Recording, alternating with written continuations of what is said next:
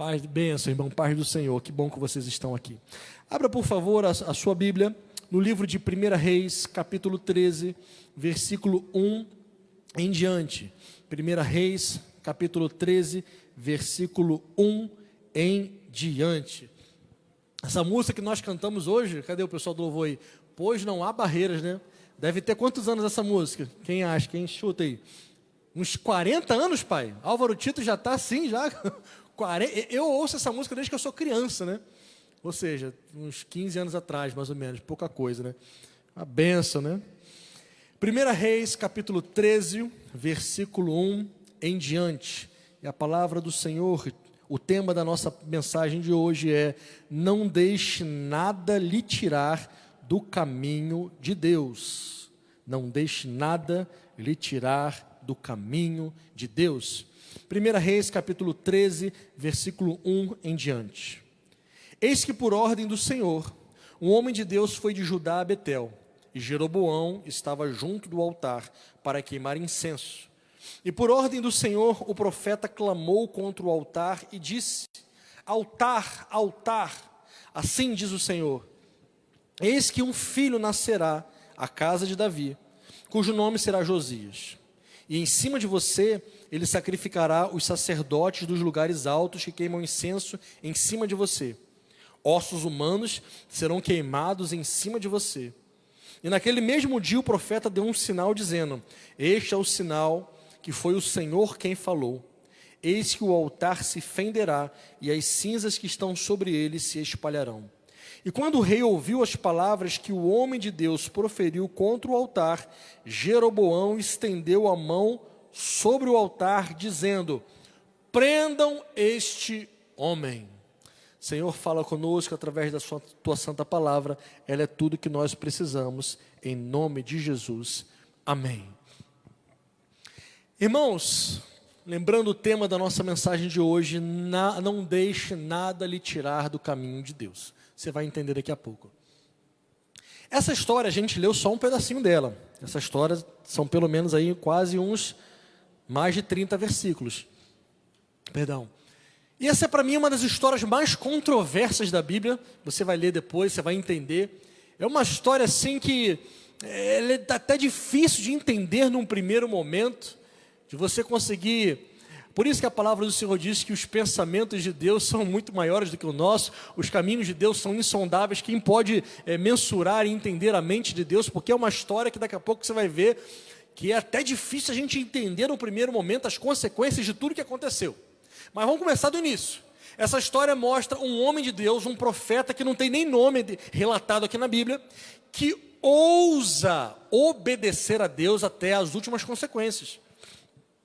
Quem teria coragem de fazer o que ele fez? Chegar perante um rei, daqui a pouco eu conto a história rapidamente desse rei, Jeroboão, e colocar ali o seu dedo profético ali na frente do rei e dizer: rei, isso que você está fazendo, esse altar que você montou para adoração de outros deuses, na verdade esse altar vai ser usado ao contrário, porque nesse altar vão ser sacrificados os sacerdotes que estão sacrificando para os outros deuses. Quem teria coragem de chegar perante a autoridade máxima de um país e declarar tamanho pecado que se estava acontecendo? E esses profeta certamente já sabia das consequências de fazer isso. As consequências, humanamente falando, obviamente seriam terríveis, e tenho para mim que ele já estava até disposto a morrer por causa disso. E eu pergunto para nós nessa noite: nós estamos dispostos e prontos a obedecer a Deus até que nível? Qual é o nível de obediência que eu e você estamos dispostos a obedecer? Esse profeta estava disposto a sacrificar a sua vida, simplesmente para fazer aquilo que Deus mandou e obedecer a ordem de Deus até as últimas consequências. Irmãos, uma coisa é nós sermos cristãos e não perturbarmos ninguém. De boa, irmãos, vamos ser bem sinceros mesmo. Ser cristão no Brasil, bora falar crente, vai ficar mais específico ainda. Ser crente evangélico no Brasil Irmãos, de boa, não é difícil. Quem de nós aqui já sofreu uma perseguição severa ao ponto de correr risco de vida por ser cristão evangélico? Eu, até hoje não. Risco de vida? Até hoje não. Já sofri ali alguns xingamentozinhos, algumas chacotas, mas irmãos, isso aí nem conta. Isso aí nem entra para conta. Ser cristão na China, na Coreia do Norte, no Butão, na Eritreia e em vários outros países, aí é cristão raiz mesmo. Porque se você for cristão, você está dizendo que está pronto a morrer a qualquer momento. Mas com essa facilidade que nós temos aqui no Brasil, infelizmente, aconteceu um efeito reverso. A quantidade absurda de cristãos nominais, aqueles que se declaram cristãos apenas com os lábios, mas com sua vida não tem nada de cristãos. Então, na verdade, se você for cristão e não perturbar ninguém, não for aquela pessoa que fica, entre aspas, incomodando o tempo todo, você vai conseguir ser cristão a vida inteira e provavelmente ninguém vai te perturbar. Agora, você ser boca de Deus e fazer o que Deus manda na hora que Ele manda, falar o que Deus manda na hora em que Ele te manda falar, aí já é uma história completamente diferente. Porque aí você vai estar vivendo uma vida como a desse profeta aqui. E você vai estar disposto, como esse profeta, a passar e sofrer qualquer tipo de consequência por obedecer a Deus. Então eu faço uma pergunta para mim e para você. O que estaríamos dispostos a perder para obedecer completamente ao Senhor? Daqui a pouco a gente responde essa pergunta. Deixa eu contar em pouquíssimas palavras aqui a história desse Jeroboão, para você entender o nível de obediência que o profeta fez. Primeiro rei de Israel, Saul. Segundo rei, Davi. Terceiro rei, Salomão. Cada um desses reis reinou 40 anos. No reinado de Salomão, pelo seu... Talvez não saibamos sondar o coração de Salomão para saber o seu motivo de ter se relacionado com tantas mulheres. Tenho para mim que os seus casamentos eram casamentos políticos. Tanto que a Bíblia diz que durante os 40 anos de reinado de Salomão não houve guerra. Durante o período de Saul, guerra o tempo todo com Filisteu e com outros povos. Durante o período de Davi, guerra com Filisteu, guerra com Amonita, guerra com um monte de povos. Durante o período de Salomão, paz total, 40 anos sem nenhuma guerra. Tenho para mim que os casamentos de Salomão eram casamentos políticos, para poder não brigar com os outros povos. O problema é que esse casamento fazia com que quando Salomão casasse com uma mulher, essa mulher tinha os seus outros deuses, os seus ídolos, e essa mulher quando vinha para Israel, trazia os seus ídolos. E por causa de Salomão, a idolatria entrou em Israel. Na época de Davi, nem se cogitava a hipótese de adorar outro Deus que não fosse o Senhor. Deus era o único Senhor. Yahvé, o único Deus na época de Davi. Na época de Salomão, começou-se a flertar com Astarote, com Baal, com outros deuses. E por causa da idolatria, Deus trouxe um juízo muito forte na vida de Salomão e de Israel. Deus disse: Salomão, eu só não vou fazer isso agora, nesses dias, por amor a Davi, nem amor a você. Amor a Davi. Então não vou separar e dividir o teu reino nos teus dias, mas nos dias dos teus filhos, o reino de Israel será dividido em 2. 10 tribos e meia ficarão no norte, 1 tribo e meia ficará no sul. Eu deixarei apenas uma tribo lá, já parafraseando, uma tribuzinha. Deixarei lá uma lâmpada acesa, nem por amor a ti, é por amor a Davi. E isso aconteceu. Assim que Salomão morreu, o seu filho Roboão reinou no seu lugar, mas reinou apenas por uma tribo, em cima de 1 tribo e meia. As outras 10 tribos e meia foram governadas por um homem que não tinha nada a ver com a família real, que caiu de paraquedas na história, chamada Jeroboão. E esse cara, em vez de consertar as coisas erradas que Salomão tinha feito, pelo contrário, ele fundamentou ainda mais a idolatria em Israel. Ele mesmo praticava idolatria, ele contribuía para que a idolatria acontecesse, ele construiu altares para o povo adorar outro Deus que não fosse o Senhor. E é nesse contexto de Jeroboão lá prestes a fazer uma adoração a outro Deus, que Deus envia esse homem de Deus, esse profeta, para com o dedo profético dizer: Jeroboão, nesse altar que você está sacrificando para os outros deuses, os seus sacerdotes serão também sacrificados. E para dizer que isso é verdade, esse altar vai ser quebrado, vai se tornar em cinzas, e isso aconteceu. E quando o rei Jeroboão, ele devolve ali o dedo em riste para o profeta, olha o que acontece aqui no versículo 4 ainda, mas na segunda parte. Mas a mão que ele tinha estendido contra o homem de Deus secou, e ele não podia mais a recolher. O profeta esticou o dedo para Jeroboão, Jeroboão estica o dedo de volta para o profeta, mas naquele momento a sua mão secou. Sabe o que isso quer dizer, irmãos? Que às vezes, trazendo para os nossos dias, tem pessoas que estão tão distantes do Senhor já, tão distantes, há tanto tempo já não conseguem mais ouvir a voz de Deus, que quando Deus levanta alguém para falar, para profetizar, essa pessoa, além de não ouvir, ela fica contra o que Deus está falando. Você já conheceu pessoas assim? Você já foi assim? Deus levanta seus profetas até hoje. Deus usa a sua santa palavra. E tem pessoas que já não conseguem mais ouvir a palavra de Deus. Como diz o apóstolo Paulo, no fim dos tempos, nós teríamos pessoas que teriam o quê? Você lembra? Comichões nos ouvidos para ouvir de falsos mestres apenas aquilo que lhes agrada o coração. 2020, e nós temos pessoas rondando por aí, procurando igrejas em que o evangelho seja mais palatável. Pessoas que entram e vão de igreja em igreja procurando ali uma doutrina que não afete as suas crenças pessoais, que não confronte os seus pecados, e o pior é que essas pessoas sempre acham lugares assim. Há muitos anos atrás, já contei isso aqui, muitos anos, em outra cidade, uma mulher falou assim para mim: eu quero me batizar, mas eu vivo como união estável. E eu disse: então vamos fazer certinho, casa lá com o seu companheiro, vamos fazer o casamento, e aí depois do casamento a gente faz o batismo.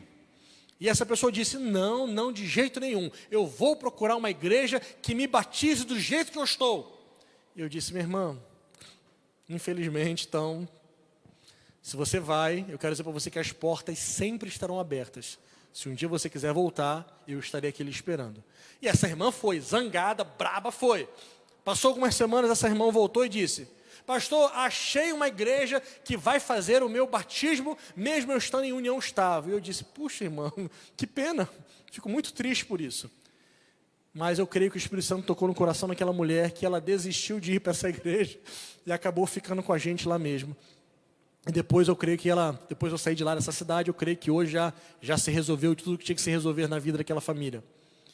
O fato é que tem pessoas que já há muito tempo não ouvem o que Deus quer dizer, e quando Deus levanta alguém, essa pessoa toma até como afronta o que Deus está falando através daquela pessoa, e reage da pior maneira possível. Mas olha o final dessa parte da história, olha o versículo 5. O altar então se fendeu, as cinzas se espalharam pelo chão, conforme o sinal que o homem de Deus tinha dado por ordem do Senhor. Então o rei disse ao homem de Deus: implore o favor do Senhor, seu Deus, e ore por mim para que eu possa recolher a mão. Na hora que eu estava lendo aqui, eu me coloquei no lugar do profeta, eu falei: rapaz, se fosse eu acho que eu não ia orar não. Eu ia dizer: Senhor, faz a outra mão agora secar também, mas ainda bem que não era eu, era o profeta, homem de Deus, cara sério, que fez a oração ainda assim. Eu tenho um professor de seminário, quando eu fiz o seminário, irmãos, essa história é real. Um professor colombiano, uma situação muito parecida com essa. Ele disse que um dia ele estava na igreja, ele tinha mais ou menos 1,55 m, era um professor mais ou menos desse tamanho assim. E chegou um homem na porta da igreja e deu um grito: você que é o pastor, que faz a minha esposa sair de casa todo domingo de manhã para vir para a igreja? Desse jeito. E o pastor ficou assustado, e aquele homem foi lá e deu um soco na cara desse pastor, que foi meu professor de seminário. E esse professor conta que quando aquele homem olhou para a mão dele, a mão estava leprosa. E aí, meu irmão, você decide se você crê nisso ou não. E aquela mão estava assim. Aquele homem começou a pedir: por favor, ore por mim, ore por mim. E esse pastor orou, mas a mão, ao contrário dessa história bíblica, a mão do homem não voltou ao normal. E eu falei: tem que ser muito crente, tem que ser muito crente. Com a bochecha ainda vermelha, ainda orar tendo misericórdia, mas é isso que Jesus nos ensina. E quanto mais fazemos isso, quanto mais treinamos isso, mais semelhantes a Jesus nós ficamos.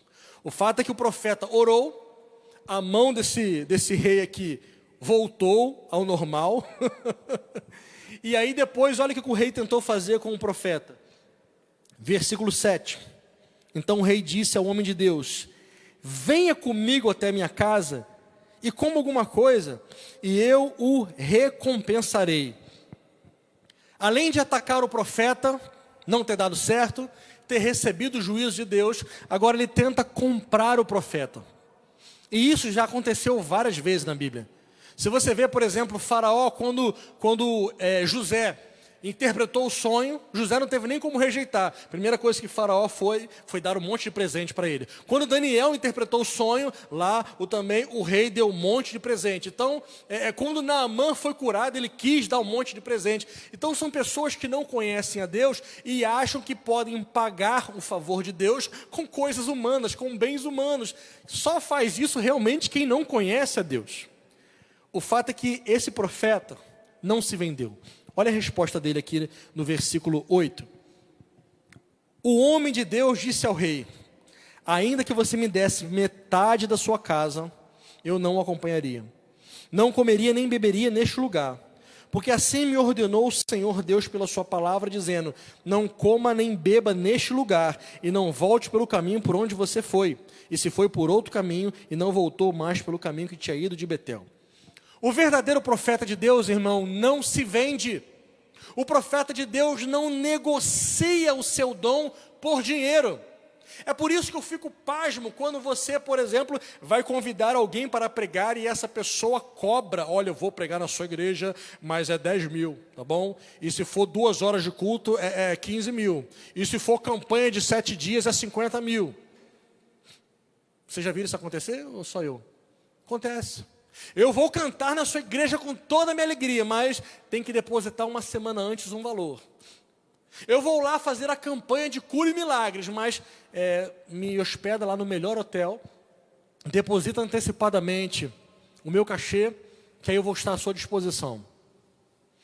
Por incrível que pareça, ainda existem pessoas assim, porque existem igrejas e grupos que fazem isso. Eu já falei isso aqui na igreja, deveria existir um equilíbrio. Jamais uma igreja, por exemplo, poderia trazer um convidado que vive especificamente para a obra do Senhor, literalmente, e não abençoar essa pessoa com uma oferta de gratidão. Toda igreja deveria fazer isso, mas jamais quem é convidado deveria cobrar um valor, porque não é negócio. Então, pela falta de equilíbrio dos dois lados, acontece essa mercantilização do evangelho. É a pessoa que cobra porque sabe que a igreja não vai dar. É a igreja que quer ver a sua igreja lotada de membros, então contrata o serviço do pregador e do cantor. E a gente vai vivendo desse jeito, distante de Deus. Mas o profeta verdadeiro de Deus, ele não se vende. Se vocês lembrarem de Eliseu, quando Naamã ofereceu os presentes, ele disse: eu não quero nem 1 centavo. João Batista não negociou a sua profecia, quando ele teve que declarar ali o que Herodes estava fazendo de errado, ele declarou e pagou literalmente com a sua cabeça, ele não se vendeu. Jesus, ao ser tentado por Satanás, Satanás mostrou para ele: olha, eu te dou isso, te dou aquilo, te dou todos os reinos do mundo, te dou o que você quiser. E Jesus disse: sai daqui, diabo, arreda-te, Satanás. Porque a palavra do Senhor diz: somente ao teu Deus adorarás e somente a Ele prestarás culto. Quando Paulo, fazendo os milagres em nome de Jesus, foi seduzido por um homem que disse: cara, isso que vocês fazem é muito fantástico. Quando tu bota a mão ali, a pessoa recebe um negócio ali. Como é que funciona isso? Quanto você quer para você me passar esse poder também? E Paulo diz: sai daqui, Satanás. Vai para lá com esses teus ardis, que esse teu dinheiro seja para a tua perdição. Os homens de Deus também ficavam zangados de vez em quando, ou em muitas vezes. Na história, muitas pessoas tentaram comprar o dom de Deus. Muitas pessoas tentaram comprar a bênção e o favor de Deus, mas só faz isso quem não conhece o Senhor. Porque quem conhece a Deus sabe que a bênção, o favor e a misericórdia de Deus são gratuitas, são dados pela graça de graça. O profeta de Deus, esse que nós estamos lendo aqui, que não sabemos nem o nome, ele sabia exatamente o que o Senhor o mandou fazer. Ele disse para o rei Jeroboão: Jeroboão, nem se tu me desse metade do teu reino, da tua casa. Não, eu só vim aqui fazer uma coisa. Eu vim te falar o que vai acontecer, e pelo caminho que eu vim, Deus mandou eu ir por outro.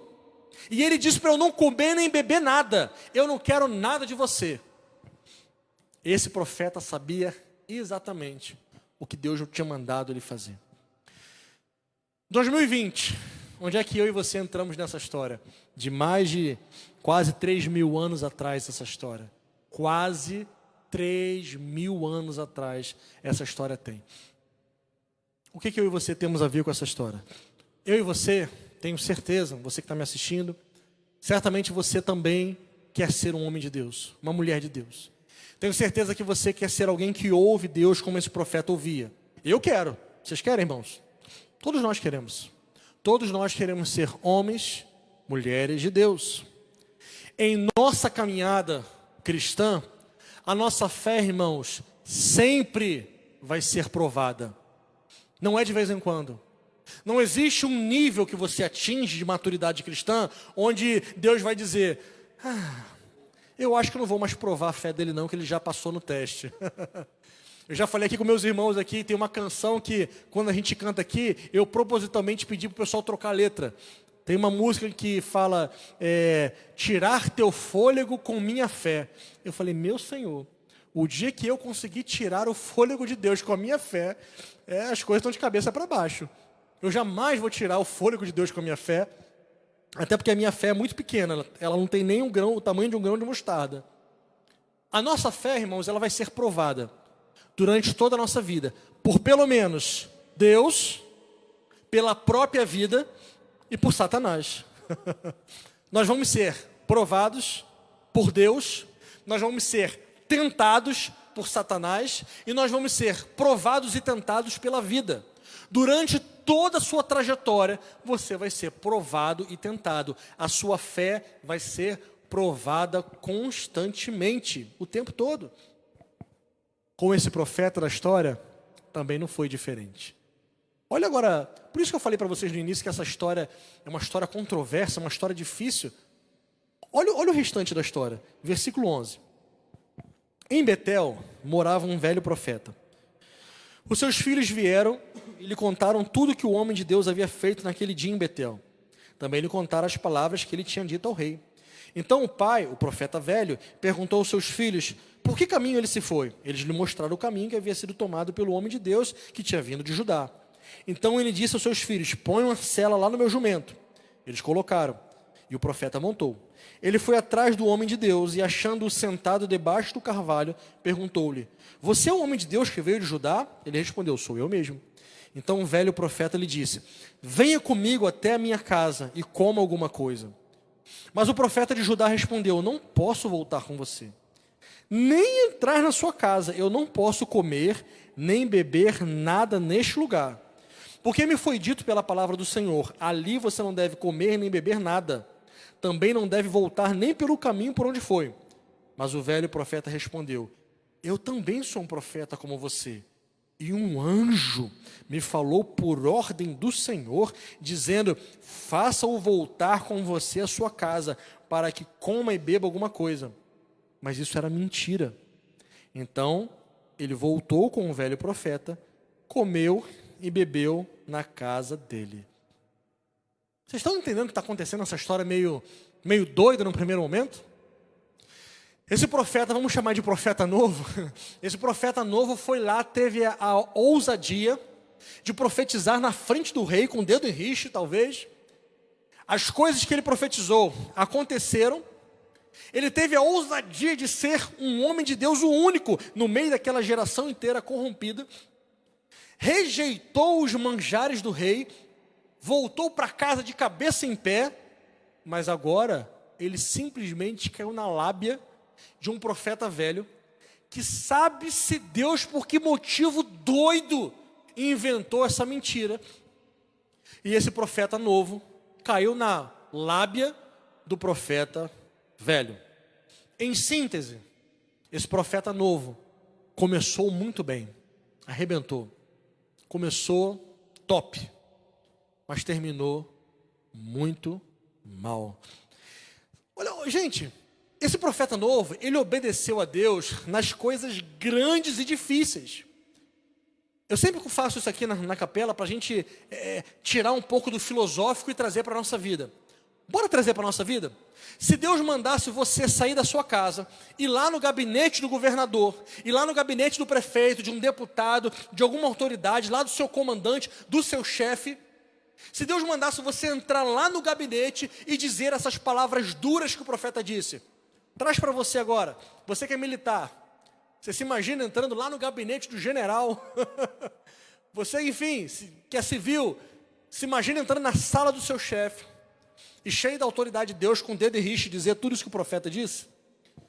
Se imagina aí se você teria essa coragem. Cadê os militares? Vocês imaginam? Entrar lá na sala do chefe, falar tudo que tem que falar?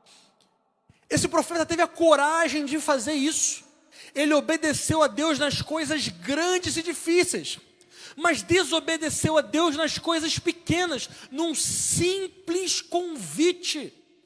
O cara fez algo que ninguém tinha feito. Uma obra enorme, de levar juízo para uma nação inteira. E agora ele termina mal, desobedecendo a Deus no simples convite de uma pessoa. Ele foi bem nas coisas grandes, mas foi enredado nas coisas pequenas. E aqui a gente já começa a entrar no tema da nossa mensagem de hoje. Não deixe nada lhe tirar do caminho de Deus.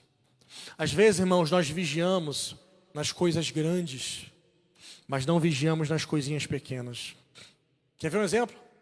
Já falei isso aqui diversas vezes.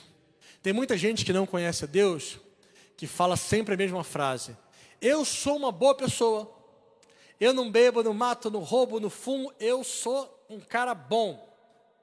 Mas esse não fazer essas coisas é um padrão tão baixo para o Filho de Deus, que isso é o normal. Não tem nem do que se orgulhar, é o padrão.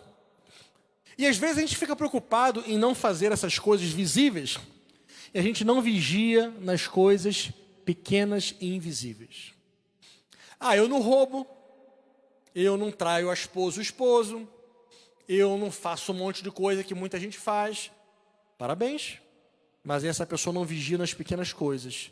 Fala mal do vizinho, fala mal da mãe, recebe troco e não devolve, faz mentira no imposto de renda, faz falcatrua no trabalho, falta quando não é para faltar, chega atrasado constantemente, dá o jeitinho ali na hora que a multa, sei lá, vai chegar, e a lista é infindável de coisas que uma pessoa, mesmo que seja cristã, se não vigiar, pode ser enredado nas coisas pequenas. Irmãos, aquele que rejeitou os manjares do rei se enredou por um simples pouquinho de comida e um pouquinho de descanso. O profeta rejeitou os presentes do rei, mas sucumbiu ao convite de comer e descansar. Ele estava cansado. O profeta já estava fragilizado. Aliás, se você observar na Bíblia, a vida dos profetas não era uma vida fácil. A maior parte deles, pelo que parece aqui na Bíblia, não tinha nem esposa. Era uma vida celibatária. Não tinham esposas, não tinham casas. Lembra de Eliseu ou de Elias, meu pai? Que a viúva fez a casa para ele. Me ajudam aí. Eliseu ou Elias? Elias, né? Nem casa Elias tinha. A viúva foi lá. Foi Eliseu, gente. Me ajuda aí, os crentes, né? Nem casa ele tinha. Foi sustentada por uma viúva. Aí foi Elias. Ou seja, era uma vida que era tão difícil. Eles rejeitaram os manjares do rei, mas não vigiou e, por um cansaço e por um momento de fragilidade, entregou a bênção, porque estava fragilizado, com fome e cansado. Sabe o que isso quer dizer para nós, irmãos? muitas tentações vêm em momentos em que estamos fragilizados. Quando Satanás, o diabo, nosso acusador, nosso inimigo, foi tentar Jesus, ele foi tentar Jesus em que momento, irmãos? No momento que Jesus estava de jejum. O corpo humano de Jesus estava fragilizado. Você já fez jejum de 2, 3, 4 dias? Eu lembro que alguns anos atrás eu fiz um jejum de 40 dias, que eu pensei que eu fosse morrer, humanamente falando, porque o nosso corpo fica extremamente fragilizado, fica mesmo. E quem está acostumado a comer, né, gente, se tem uma coisa que deixa feliz é comer, não é verdade? Ainda mais crente gosta de comer esse negócio, né? Essa semana voltou os restaurantes a funcionar aqui em Belém. Olha, foi a maravilha. 3 meses sem comer no restaurante. Falei, ontem abriu, fui lá com a minha família. A gente comeu devagarzinho, mano, só para, né, aproveitar ali. Quando a gente não come, a gente fica fragilizado. E foi nesse momento em que o 100% Deus, mas 100% homem Jesus, fragilizado, fisicamente falando, foi tentado por Satanás. Quando você está fragilizado emocionalmente, financeiramente, espiritualmente, fisicamente, é nesse momento que Satanás lhe ataca e me ataca. É nesse momento em que nós somos tentados. É nesse momento. Vigia, irmão. Vigia. Talvez tenhamos aqui pessoas que estejam assistindo que, como profeta, começaram bem. Mas se não vigiar, vai terminar mal. Temos pessoas que começaram mal, mas que conheceram Jesus e agora estão vivendo bem. Vigie para não terminar mal. Jesus conta a parábola daquele homem que tinha 2 filhos e que mandou o filho ir para a lavoura e um disse, eu vou, pai, está comigo, mas não foi.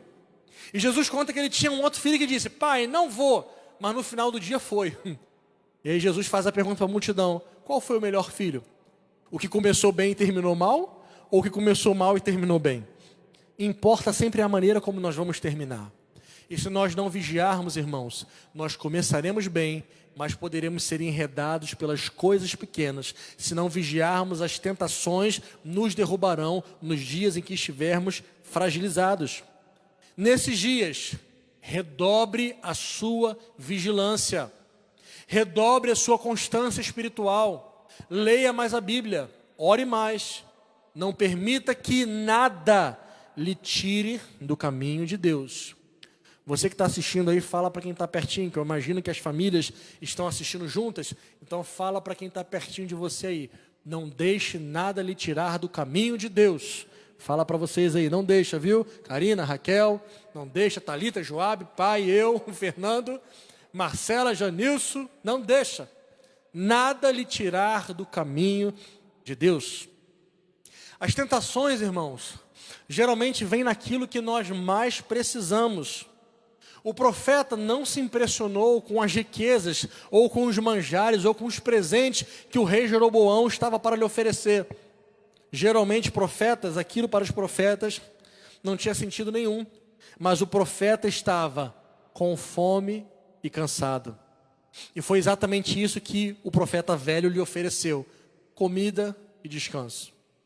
Esaú, voltando lá atrás na história de Esaú, perdeu a primogenitura, vendeu a primogenitura porque estava cansado e trocou por um prato de lentilhas. Ou seja, por nada. Nos dias de hoje nós temos pessoas que largam uma família estruturada, um ministério na igreja, abrem mão disso tudo por um maldito adultério, por um maldito roubo, por seja lá qual for o pecado, troca por lentilhas miseráveis que Satanás oferece. Troca tudo, simplesmente por nada. Nenhum de nós, irmãos, é super-homem. Nenhum de nós é super crente. Nós somos todos pecadores remidos pelo sangue de Jesus, carentes da graça dele. O que está ao nosso papel é vigiarmos. Quem nos sustenta é o Espírito Santo de Deus. É Ele quem nos consola, é Ele quem intercede por nós, é Ele quem nos fortalece. Mas o que está ao nosso papel fazer é vigiarmos. Vocês lembram que Jesus falou para Pedro? Pedro, parafraseando, sempre você, né, Pedro? Vigia, porque Satanás hoje me pediu autorização para peneirar você como trigo. Vigia, Pedro.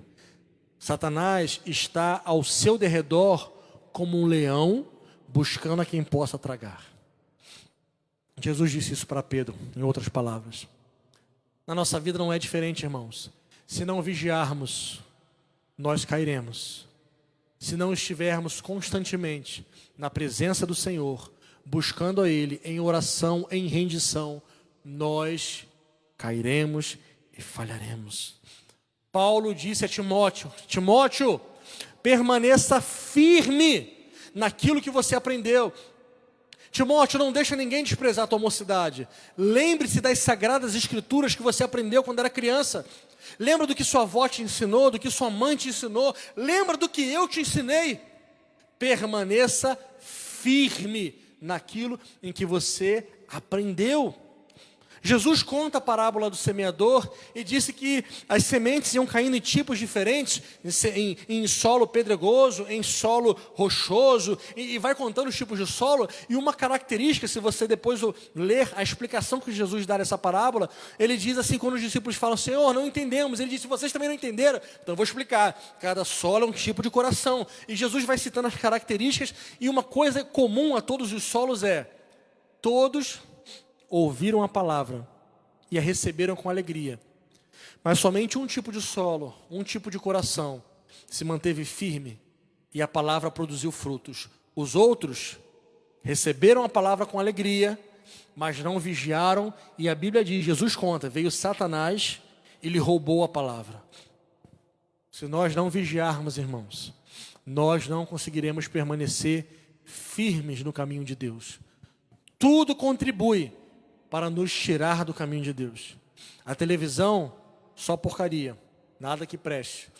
Os outdoor na rua, toda a mídia, tudo funciona para ir contra a palavra de Deus. Se você hoje é um jovem que se levanta para dizer que você crê na Bíblia e vive na Bíblia, então esteja disposto a passar uma vida inteira brigando com a mídia, com a sociedade, com a maioria. Porque o que a mídia prega, o que a televisão prega, é 100% contra o que a Bíblia prega. Sem medo de real, eu digo isso.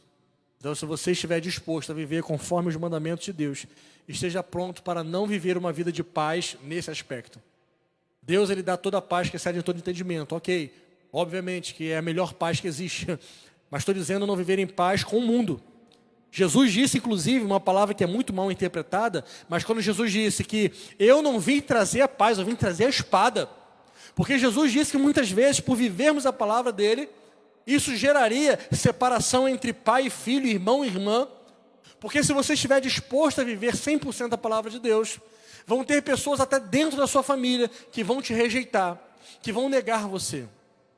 Quando eu casei, há 15 anos atrás, eu tomei uma decisão com a minha esposa de não ter bebida alcoólica no meu casamento. E digo para você, crente, por que você cede, cara? Eu fico chateado quando eu vou num casamento lá de evangélicos, faço casamento, chega lá um monte de bebida alcoólica. Eu não falo nada, é uma decisão dos noivos. Mas dentro de mim eu fico chateado. Puxa vida, tenha firmeza de fazer o que você sabe que é certo. No meu casamento, particularmente, não teve a bebida alcoólica. E com isso, várias pessoas disseram para mim e para minha esposa: não tem bebida alcoólica? E então não vamos no casamento de vocês. E eu disse: que pena, vai sobrar mais comida. Mantenha-se firme, faça o que tiver que fazer. Porque se você viver conforme manda a palavra de Deus, possivelmente aquele monte de amigos que você tinha vão repensar as suas atitudes. Não estou dizendo para você jogar fora nenhum amigo, não é isso. Eu estou dizendo que você não pode ceder por causa de pessoas. Porque muito mais importante é agradar a Deus do que agradar a homens. Muito mais importante é viver conforme a palavra de Deus ensina do que viver segundo a prática dos homens. Permaneça firme, irmão, naquilo que você decidiu viver para a sua vida. Não viva em cima do muro. Não seja o famoso crente Raimundo, pé na igreja, pé no mundo, até porque não existe isso. Seja simplesmente um cristão de verdade. Seja um pequeno Cristo. As tentações, elas vêm de todos os lados. Inclusive as tentações podem vir de pessoas crentes. Talvez uma das coisas que tenha mais bagunçado a vida do profeta novo foi que ele ouviu de um profeta velho, ou seja, alguém experiente, alguém que outrora já tinha sido usado por Deus. Talvez esse profeta novo até tivesse já ouvido falar desse profeta velho. As tentações, irmãos, às vezes vêm de gente dentro da igreja. Eu lembro que na minha adolescência eu recebi convites para fazer coisa errada dos jovens da igreja. Jovens que estavam comigo no culto, e quando acabava o culto diziam: e aí, Claudinho, bora ali no outro lugar? Como assim, cara? Acabou de acabar o culto. Não, mas acabou o culto, pô, bora agora partir para outro lugar. Como assim partir para outro lugar?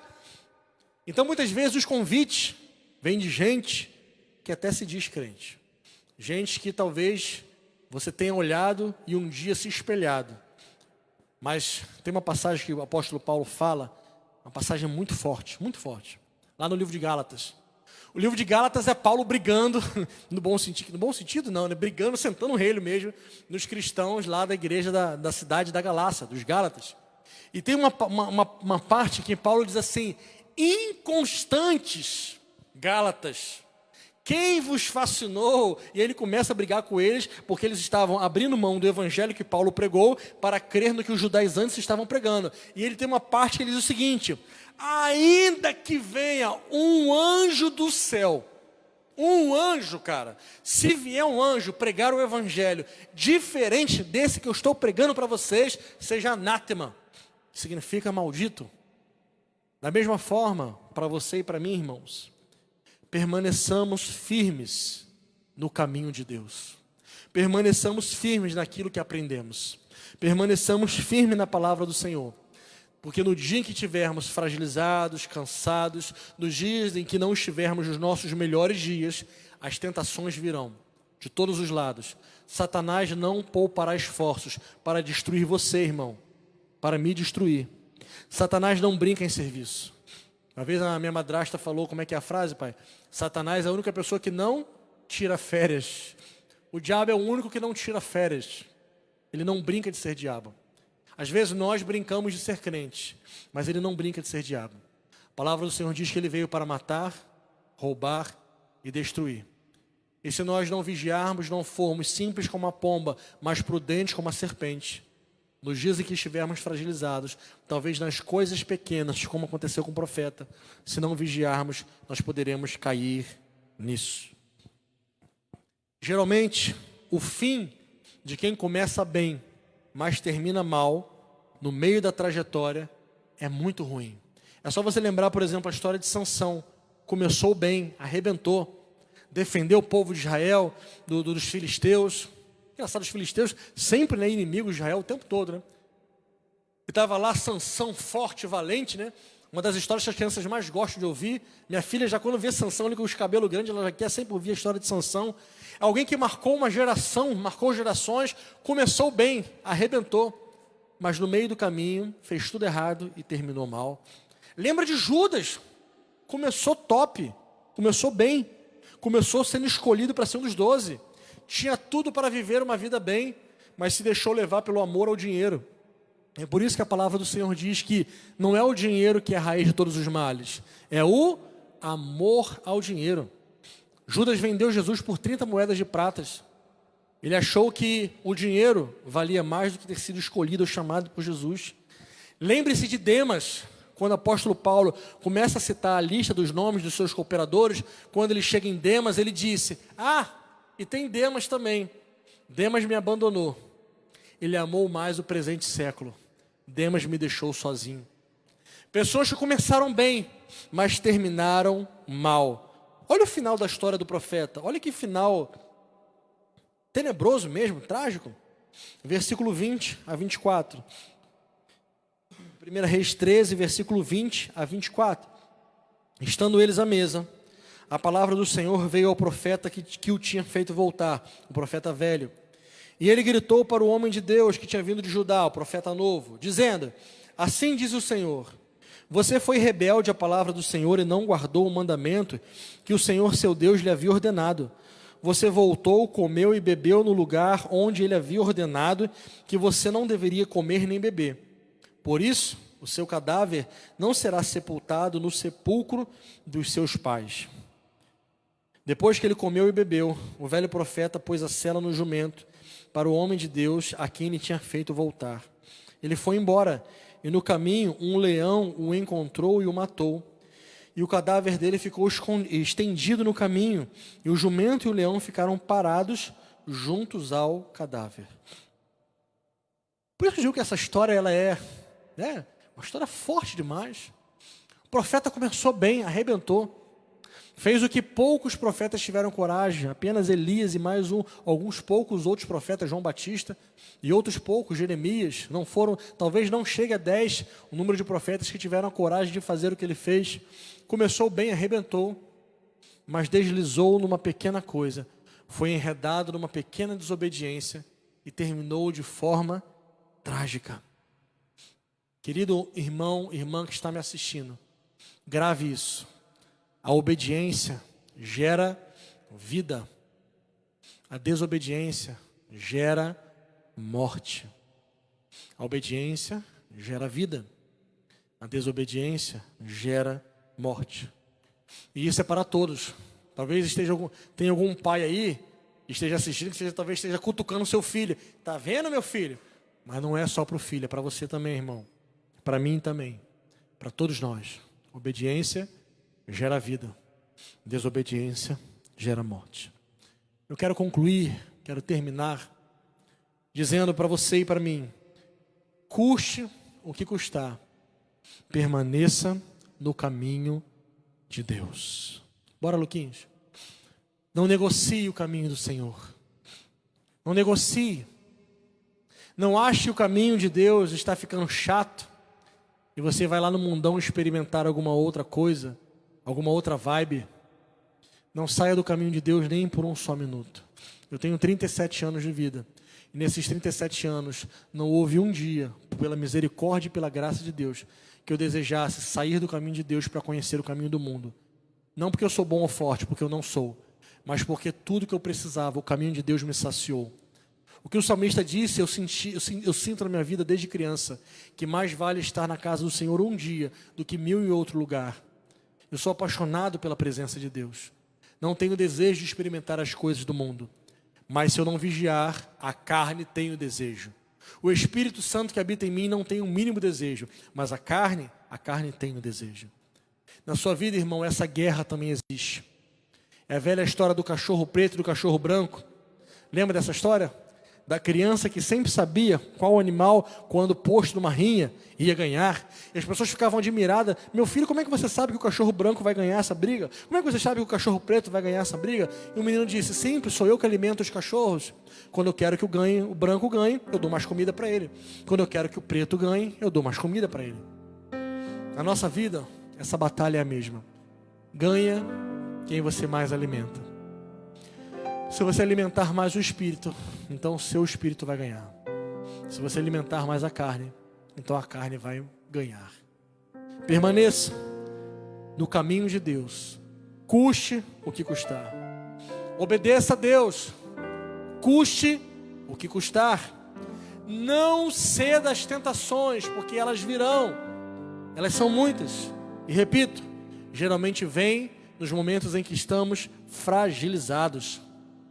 Jamais esqueça que a sua fé sempre será provada por Deus, pela vida e por Satanás. Você sempre será provado. Pastor, mas essa mensagem termina assim, né? Meio down, meio... Na verdade, não tem nada de down aí. É uma mensagem do que a Bíblia fala, a realidade. Mas eu quero te reanimar nesse momento. Eu quero ler para você alguns pequenos trechos da Bíblia que estão em Apocalipse, para te lembrar o que aquele que vencer, o que aquele que for fiel até o fim herdará. Se você for fiel, e se você não sair do caminho de Deus, então você herdará, irmão, irmã, coisas maravilhosas. Não é o carro zero que você vai herdar. Não é a casa própria. Não é o maior salário de todo mundo. Não. O que você vai herdar são coisas eternas. Coisas que a palavra do Senhor diz nunca subiu ao coração do homem. Apocalipse 2,7 diz: ao que vencer, dar-lhe-ei a comer da árvore da vida, que está no meio do paraíso de Deus. Apocalipse 2,11 diz: quem tem ouvidos ouça o que o Espírito diz às igrejas. O que vencer não receberá o dano da segunda morte. Apocalipse 2,17 diz: quem tem ouvidos ouça o que o Espírito diz às igrejas. Ao que vencer darei de comer do maná escondido, dar-lhe-ei uma pedra branca, uma pedra que num novo nome escrito, o qual ninguém conhece, senão aquele que o recebe. Apocalipse 2,26 diz que ao que vencer e guardar as minhas obras, eu lhe darei poder sobre as nações, com vara de ferro as regerá, e serão quebradas como vaso do oleiro, como também recebi meu Pai, e dar-lhes-ei a estrela da manhã. Quem tem ouvidos, ouça o que o Espírito diz às igrejas.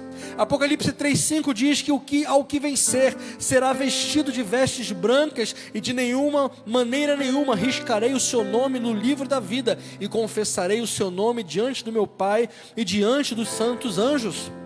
Apocalipse 3,12 diz: ao que vencer eu farei coluna no templo do meu Deus, e dele nunca sairá, e escreverei sobre eles o nome do meu Deus, o nome da cidade do meu Deus, a nova Jerusalém que desce do céu do meu Deus, e também o meu novo nome.